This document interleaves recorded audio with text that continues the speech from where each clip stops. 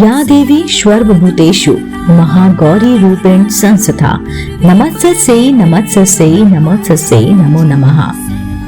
दोस्तों, नवरात्रि का 8वां दिन आज जाने महागौरी के पूजन का शुभ मुहूर्त, विधि, भोग और शुभ रंग। नवरात्रि के 8वें दिन देवी महागौरी की पूजा होती है।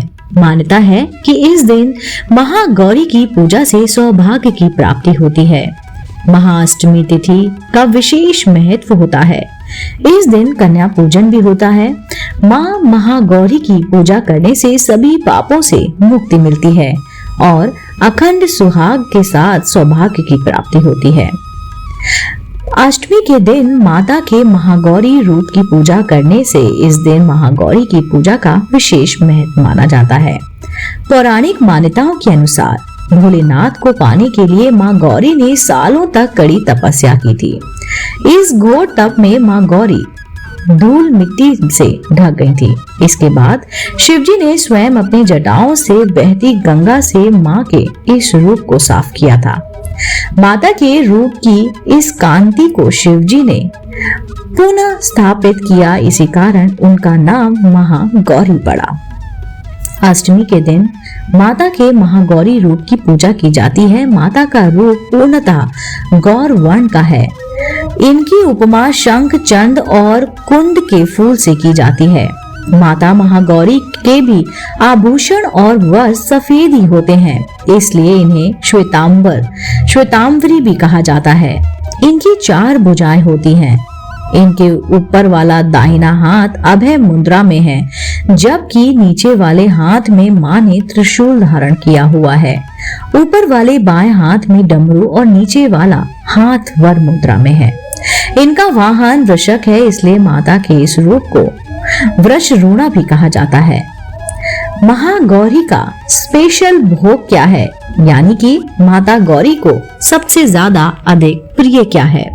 हिंदू धर्म के मुताबिक नवरात्रि के 8वें दिन माँ गौरी को भोग में नारियल और चीनी की मिठाई बनाकर चढ़ाने से माता प्रसन्न होती हैं और तो और हर तरह की मनोकामनाएं पूर्ण भी करती हैं। घर धन संपदा से भर देती हैं। माता को सफेद रंग काफी प्रिय होता है। माँ महागौरी की पूजा विधि चलिए जानते हैं।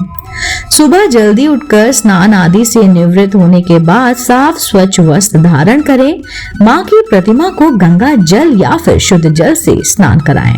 इसके बाद माँ को सफेद रंग के वस्त्र अर्पित करें। धार्मिक मान्यताओं के अनुसार माँ को सफेद रंग अत्यंत प्रिय है। माँ को स्नान कराने के बाद सफेद पुष्प अर्पित करें। रोली कुमकुम लगाएं। इसके बाद नारियल और काले चने का भोग लगाएं। आरती भी करें और फिर कन्या पूजन।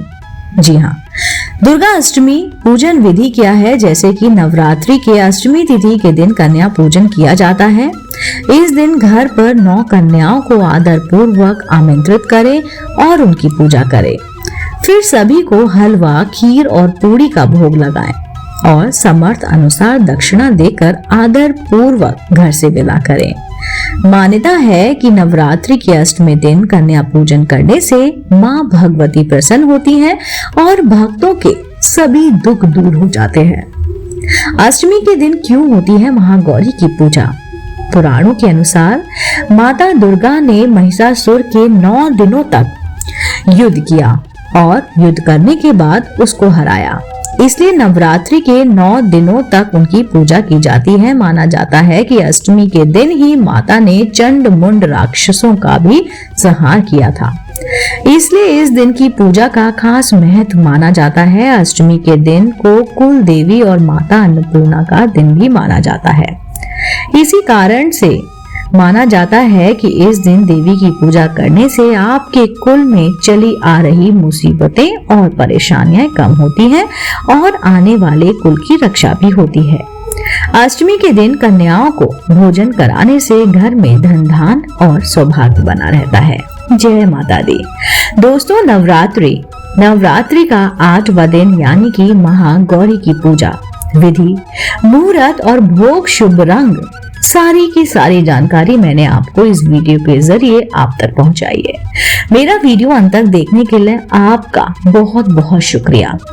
दोस्तों, अब मुझे इजाजत दीजिए, मैं फिर से उपस्थित होती हूँ इसी चैनल पर नई रोचक जानकारी और कहानी के साथ। आप देख रहे थे आपका अपना पसंदीदा YouTube चैनल आध्यात्मिक कहानियाँ।